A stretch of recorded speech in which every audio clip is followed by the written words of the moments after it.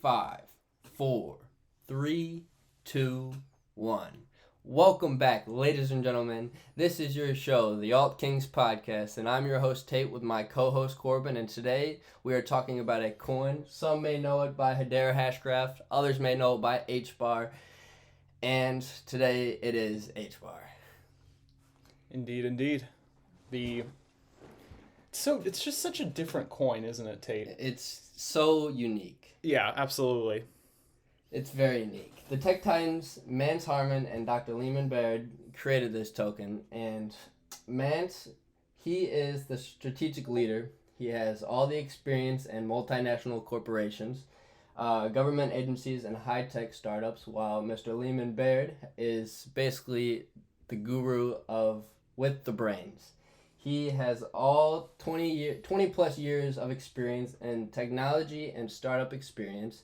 He has held positions as a professor of computer science at the U.S. Air Force Academy and is a senior scientist in several major labs. Very, very, very smart people indeed. Big brains, that's for sure. Big brains, Big exactly, brains. Yeah. And when you're investing into a project in cryptocurrency, you need big brains. You can't be investing into something like Akita coin or something like that. Like what? Who are behind these tokens, and why would you ever want to throw money into that? Oh, you know what, Tate? You know what you should put some money in? What should I throw some money in? Squid Game. Oh my god. Is that a coin? Is that really a coin? Yeah. Now? Did you not see that live stream? No, I did not. Oh, I gotta show you that later, man. That was the That's most crazy. I got rugged hardcore on somebody's live stream. So the market cap is $2.168 trillion. And now the market... Oh! It went to zero! People are just pulling money out of the markets day and night, just rugging anything they want. Oh, absolutely. It's sad. And that's why you need to use your information that you get from this podcast and run with it. Absolutely. Because we will provide you the best information you need to know. However, that information is not financial advice. Of course. Never financial advice ever. Yes. So Hedera Hashgraph. Yes. It's a complete different sort of blockchain compared to the standard grandfather Bitcoin. What kind of goes into a Hashgraph blockchain? Because it is so unique. It's one of a kind. Yeah, absolutely. So instead of it operating in a typical blockchain structure where you have, each individual block has a set of transactions and then they all get chained together and there's a complicated mathematical formula that needs to be solved in order to, sort of solve that chain and, keep everything in order on the entire blockchain as a whole. Instead, it operates by essentially, as Dr. Lehman calls, gossiping about gossip, which is it's genius. But essentially, instead of having the slow system of this chain being built slowly and it uses a ton of energy and, all that horrible stuff. Very inefficient. It's very inefficient, yeah. So basically, instead of that, each individual node will tell each other about each transaction, and that ends up building sort of, as Dr. Lehman calls it, a hash graph. Yeah. And I'll have a picture up on the screen about the drawing of the circles of the lines. I'll have that drawing up, and then you'll be able to see how one transaction's broadcasted and then it's pushed to everybody essentially as fast as possible, and then they tell everybody, and then they tell everybody, and because everything is time-stamped. Everything's connected. And because everything's connected and everything's time-stamped, it ends up being a much better solution than blockchain, and it also is resistant to forks, which in blockchain's case, if you ever heard of Bitcoin Cash or some of their other Bitcoin derivatives, basically what happens is, everybody sort of agrees on the longest blockchain, essentially, and that is the regular Bitcoin. And what happens is sometimes a chain starts getting built up on the side, outside of the regular historical chain that already exists. And then what ends up happening is that can produce a fork, and then, people decide whether or not they're going to keep the fork, we're going to ditch the fork. All those transactions are then going to, if the fork is ditched, all that money is then lost. All that Bitcoin's then lost. Like it's not a good system. When sidechains are created, then they can be taken off the blockchain completely. It's just basically branching out completely. And with a tree, when you grow it and it branches off, the branches can fall off, obviously. And then if a branch falls off, then that tree branch dies. Yeah. And that's basically correlative to how a Bitcoin blockchain would work. But in a Hedera blockchain or a Hedera Hashgraph network, it is completely different because they're all connected. Nothing really branches off. It just all stays universally connected all together. But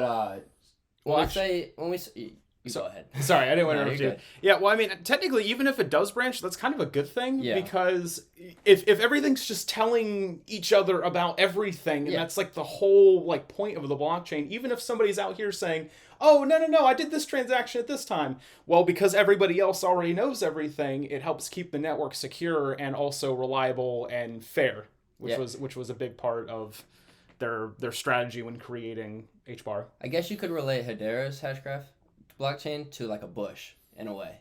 A bush? I mean, all the branches are all sort of like intertwined and connected. Oh, if that makes sense. That does make sense. Yeah, compared to like a dead tree like Bitcoin.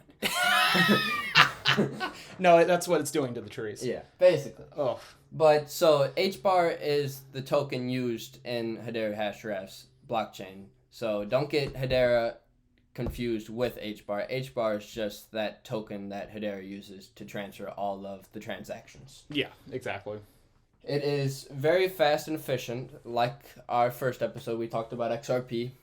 They're both able to send over thousands of transactions per second with very, very minimal fees and very, very minimal energy used for each transaction. And it just makes things very efficient and effective whenever you're trying to send large sums of money or just any sort of information, actually. Like, you don't even have to send money in ways. You can send information nowadays. You can send literally whatever you want over the blockchain. Yeah. It just has to be digital. Yeah, exactly. And it's crazy to think about because it's just so unique to this day. I mean, like, we've just never seen anything like this before. Oh, yeah, and because, you know, all these different cryptocurrencies are still in their embryonic stages, we haven't even really seen what they can truly do. Yeah. I mean, just imagine the fact that Hedera Hashgraph is so fast that they actually have to, well, they don't have to, but they choose to throttle the network because of how little of it is being used, even though they have so many major partnerships and so many transactions every single day for multiple different use cases.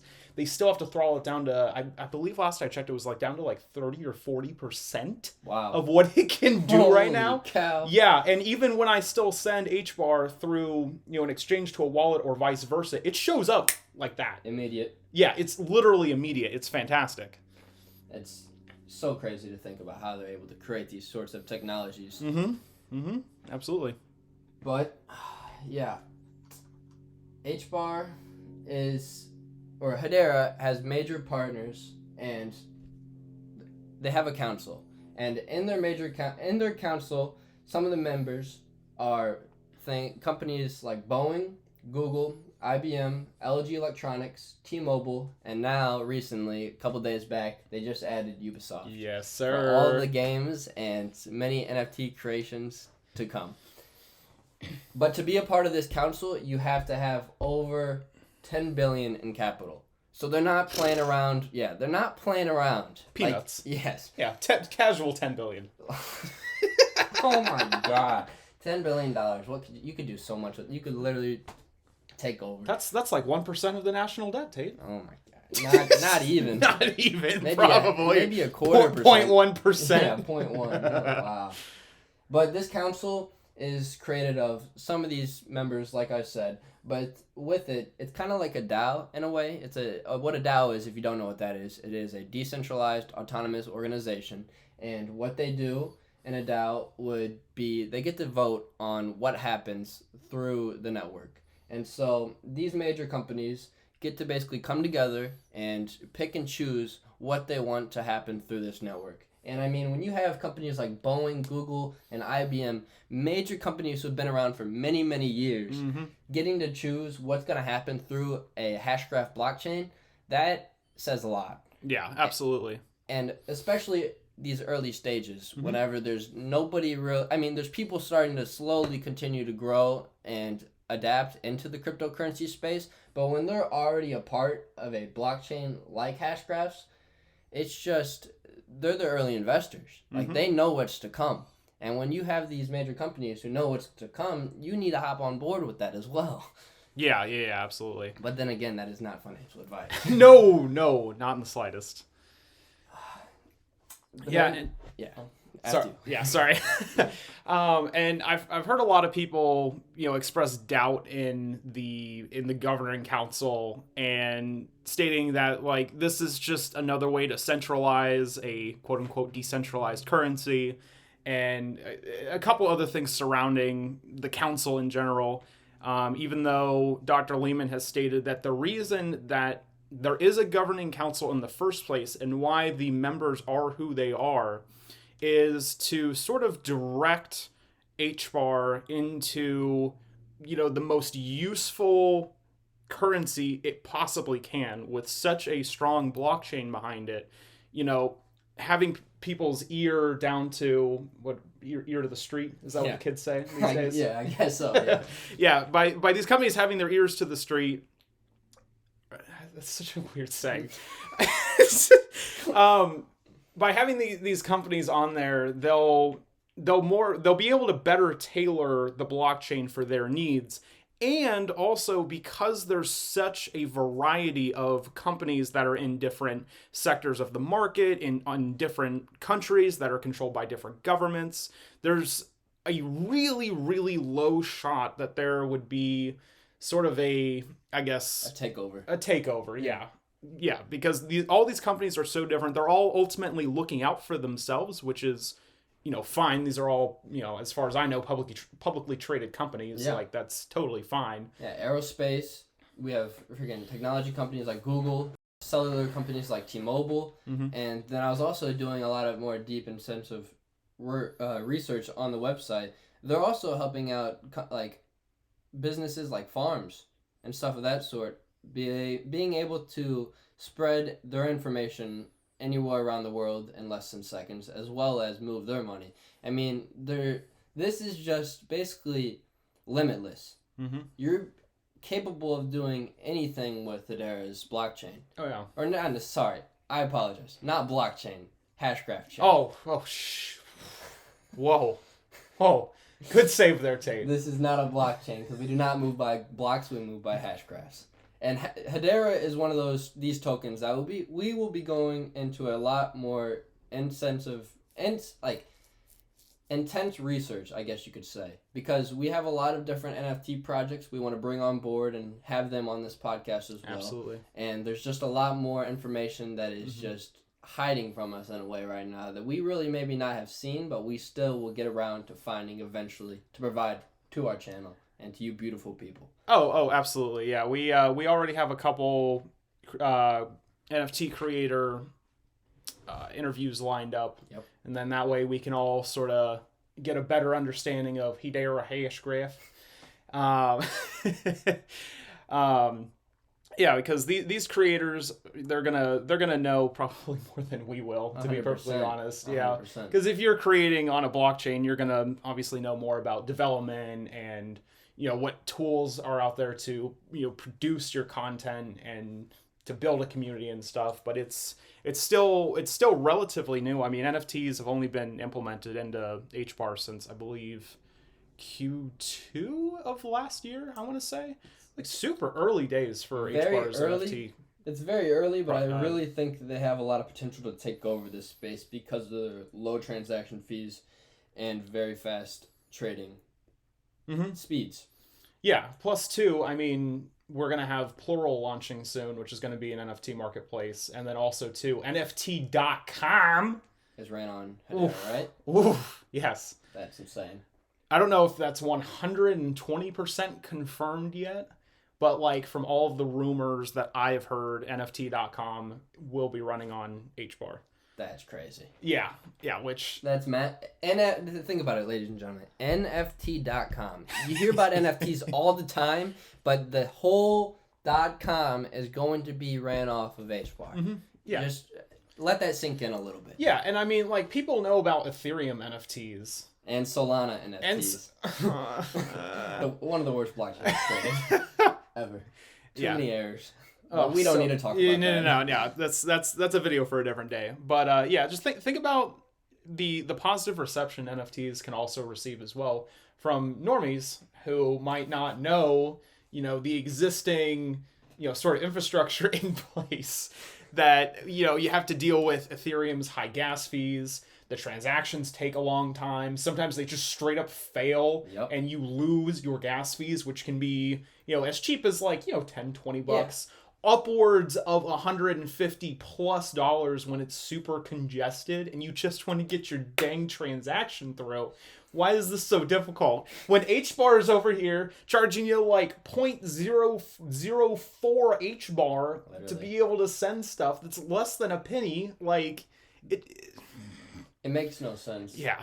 It's because people are blind to what actually is technologically advanced and more beneficial towards their needs. They just want to go with what's already been created and what's the most popular.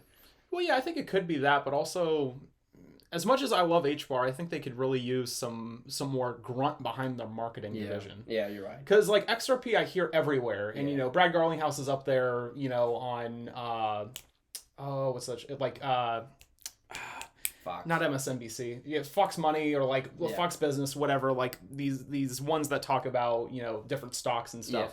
So he's up there talking, and you can see him not really frequently, but every once in a while he pops up, right? I still really haven't seen anything about HBAR or many other crypto projects on these types of shows. Yeah, which is where I feel like a majority of like most people that maybe invest into stocks or into other sort of assets might look into for maybe not guidance, but because that's... I guess so. I think the reason why HBAR really hasn't been known that much is it's only been around since the mid-2010s. And so with that it's very developed, but it just, like Corbin said, the marketing isn't really as strong as it could be, which can definitely halt a project's growth if there's not the best marketing behind it. I mean, Ripple is one of those companies that's been around since the early 2000s, back when Bitcoin was initially created. And it's been through the thick and thin with this whole entire crypto space. And although it has never reached the number one spot completely and held its position there, it's seen number two a lot. And it's been around, and like Corbin said, XRP is heard all around the world, and you always hear that on a day-to-day basis. But you normally hear Bitcoin, and Bitcoin's that top dog grandfather that people tend to talk about. Yeah. But once people start to realize that there's better technology out there, then we'll start to hear about XRP, HBAR, a lot more of those two tokens specifically. But HBAR is one of those tokens as well that's soon to be ISO20022 compliant. It's not compliant yet, but I've heard that it is definitely in the works. Well, sorry. No, you go. Yeah. So considering how many companies in the financial sector are actually in the governing council, we didn't list them here because most people aren't going to know who they are anyway. Yeah. I'm going to still have a picture up of all of the council members so you can see who everybody is essentially. But with the amount of people that are in the financial sector being part of the council, it wouldn't surprise me in the slightest if they started to sort of amp up their ISO 20022 process. Yeah, very true. Yeah. Quant, and there's one other token as well that was actually working for ISO 20022 as well currently. Makes sense. I saw HBAR Quant, and then I wouldn't be surprised if Quant, when Hyperledger gets launched, if Quant added that to their sort of repertoire for their blockchain. That'd be insane. That would be insane. That'd be too powerful. Then we'd see like a 2,000 Quant out the gates. But when HBAR initially started out with a $50 billion coin supply, And right now, only circulating is 18 billion, and there's a market cap of 4.6 billion currently. And this market cap can reach to the trillions in the years to come. It just matters all about the institutions that will hop on board, more people added to the governing council, and just more clarity to this crypto space. Yeah. Because once we get more clarity, we're going to see these ISO20022 compliant tokens and all of these tokens that actually have real use case and real benefits towards society start to grow more. And when you grow, you receive more money. And when there's more money to be made. And that will spike HBAR's price immensely. I mean, what's HBAR's price right now? Like mid-20s? Yeah, last I checked it was like 27, 28. You know their all-time high? I can definitely look up the all-time high. Not a big deal. I think is it over $1? Ooh, no, I don't think it is because it's still too new. It didn't go through the 2017 bull run as far as I know. Yeah, neither did freaking Ripple. Barely made it to that. Let's go to all 50 cents. Yeah, 50 cents is the all-time 50 cents high. is the And all-time. That is so little That's compared so to cheap. what it could be. That is like dirt cheap. Wow. They have a very strong network security as well. Mm-hmm. They move along a permissionless nodes, which just allows the network to be protected very, very strongly against like cyber attacks. And it's very hard to like overtake a network like this because I believe you have to have over like 51% control of the network. Like you have to have more control over that to like truly take over a block like a hash graph chain like Hedera's. Yeah, and even still, like it would still be relatively difficult because of the gossiping about gossip. Like all of the nodes are still going to know what's happening at all times. Yes. So if a bad actor starts to come in and tries to brute force transactions or double spend or do any sort of malicious activity, it would start to be pretty readily apparent what's going on well before It's gonna get jumped. That's what's gonna happen. Yeah, exactly. Everybody else is just gonna run up and jump it in the Hashgraph blockchain. Mm-hmm. Hashgraph chain.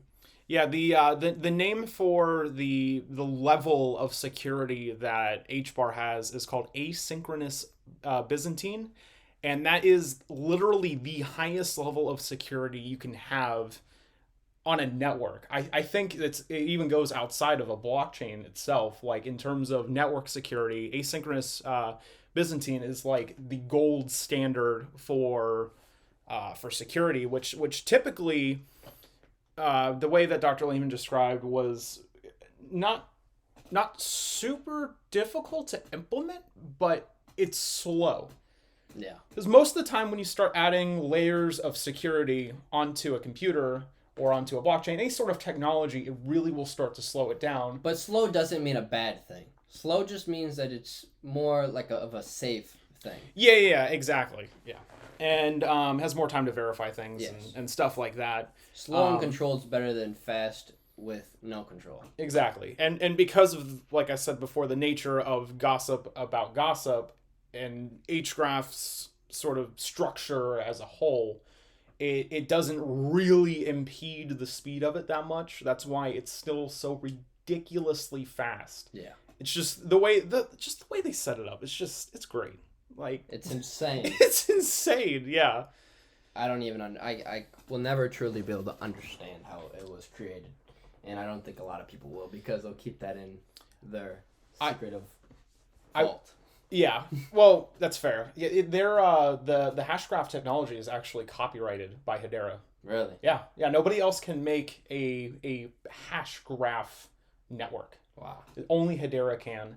But Dr. Lehman's got a lot of really, really good talks. He's a very, very well-spoken man. He is incredibly intelligent and he's able to dumb it down for us. Oh, yeah. People that don't have like a 4 quadrillion IQ and are struggling on our last brain cell.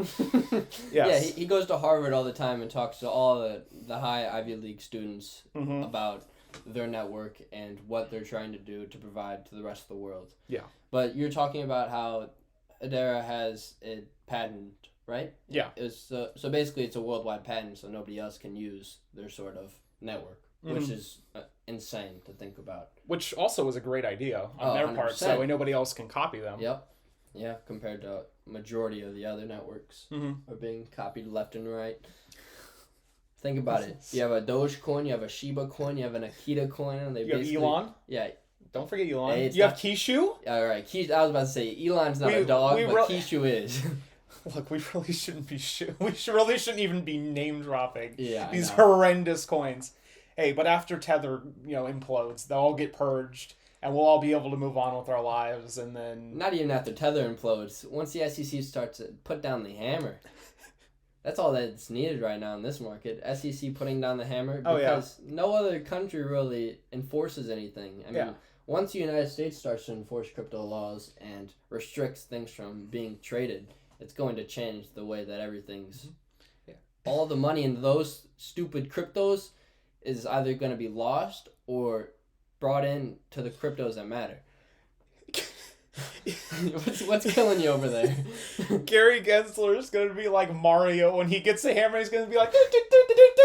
You gotta add that. You gotta add that. I gotta add it, yeah. Oh my. All of these different non-compliant coins. Yeah. I just want to say...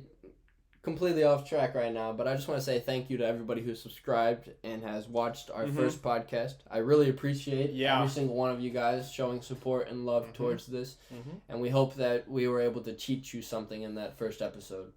And as we talk about HBAR here, I hope we're able to just open your eyes up to the potential possibilities of what is yet to come. Oh, absolutely. And we're just trying to open your guys' eyes to everything that is valuable in this crypto space. From what we believe. We believe that these tokens that we're going to be talking about, nothing like Bitcoin or Ethereum. We talk about the coins that we believe have true value towards the market. And that already haven't exploded yet. Yeah. Because, realistically, if you want to buy one Ethereum, that's going to be difficult for a majority of people to be able to just sort of hop in. Yeah.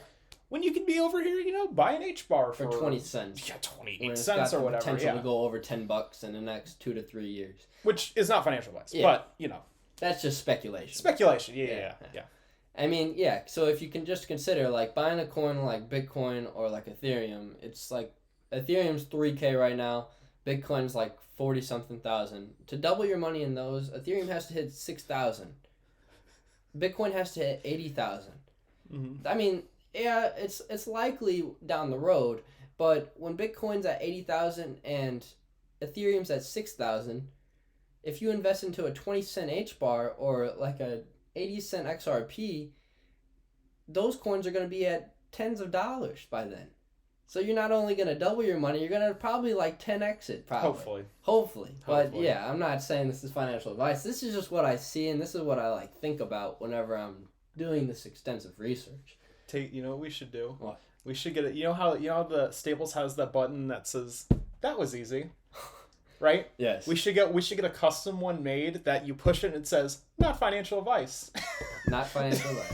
Not financial advice. I'd be spamming that button. We need to get one of those soundboards that like you can hit a button and it just plays a sound. Oh, that's like smart. people do that for like censoring if they curse or whatever, but like we could do that for little sayings and stuff. Coming soon. Coming soon. Yeah. Hopefully, the audio quality is better on this one. We've upgraded our setup a little bit, so now we've actually we got a Yeti. Yep. So soon to upgrade to visuals as well, so you can see our beautiful faces and me wearing my XRP hat every single episode. Well, Tate, I've been told I do have the face for radio. Really? Yeah. There you go. I mean, I just got that baby face still, but it works. It's all right. It's coming along. Just grow out the beard a little more. You'll be Gucci. Yeah, we'll have there's an NFT creator named HBeards.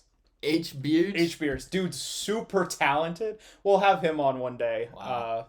But yeah, hopefully we'll have HBarmery on soon. And he creates these little pixelized helmets that kind of are inspired by like Halo and what was his other example he used? Oh, Metroid. Nice. Yeah. He's very talented with that, and he's got a fun little Discord community that I spend way too much time in.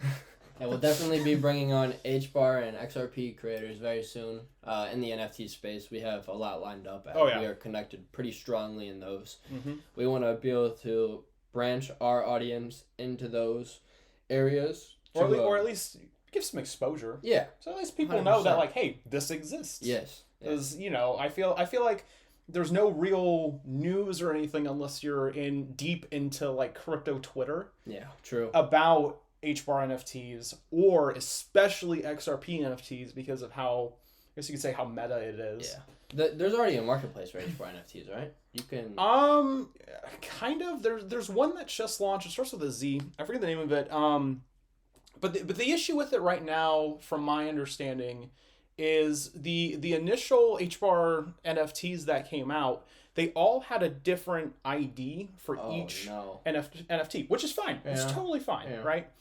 But the issue is the way that they structure the way that you actually list the NFTs on the marketplace. They want the series as the same ID. Sure. So, for instance, if you have a project that might have 10 of... what can I use for an example? Let's say you made an NFT of AirPods. Yeah. And there were 10 different NFTs of these AirPods, and they were all different colors. Mm-hmm. Originally, the way you minted them was by having, you know, they all have different IDs. Yeah. And then you would just send them out to people's wallets, right? Yeah, because they're all different. Because they're all different, exactly. Well, the updated, and I guess the more correct way, from my understanding, is to mint them as one token ID, but they're still different in each, as like an individual NFT, even though they all have the same ID. I'm not 100% sure how, like, the verification process works for making sure it's legitimate. I guess it actually does kind of make sense now that I think about it now, because if the creator, the person who created the NFT's wallet is gonna have basically a one-time mint number, and that's gonna be the token ID. Gotcha. To sort of put it in way more complicated terms that my brain decided to just word vomit out. I mean, it makes sense in a way, for sure. Yeah. But we'll talk about that much more in the next episode. Oh, for sure. There's so much that goes into all of these different NFT spaces, because people only really know about Ethereum right now. Mm-hmm. There's so many projects being developed on different networks. I mean, there's also 2 different creation tools being launched as well. DeepHub is one of them that they've already launched. I've already minted some stuff on there. It works pretty well. It's pretty easy to use. And then there's another one called Turtle Moon Tools, which I just love the name. It's a very interesting name. Yeah. It's they both got a good team. Everybody's super nice. So I'm wishing the best for them. I hope that they're able to succeed greatly, especially since they're building on such a powerful blockchain. Even though it doesn't have the exposure now, you're basically planting the seeds for, I guess you could say, Chinese bamboo, of where, like, you know, you plant the bamboo, and, like, it takes a while to grow, takes a while, and then out of nowhere it just goes boom and just explodes. It seems like what it is for the whole entire network, to be honest. Fair. That makes total sense. Absolutely. That's amazing. Mm-hmm. But I think we're gonna end it here. Yeah. I think if you guys have any questions or concerns, feel free to put them in the comments down below. We actually already started up our Twitter, and soon to have our TikTok created as well. We hope you guys and gals, all loved this video and were able to learn something, because we want to be able to teach you guys and inform you on just what we believe is the future. Yeah. And that's just truly what matters to us the most, because we have people come up to us on a daily basis asking us about crypto, and we just want to be able to be like, hey, come to my podcast, check it out. Yeah. Because we're trying to put out as much informative information as possible. Mm-hmm. But with that being said, I think we're going to sign off here. Indeed. And we both hope you have a great day, and we hope to see you in episode 3 of the Alt Kings podcast. Signing out! Hedera to the moon.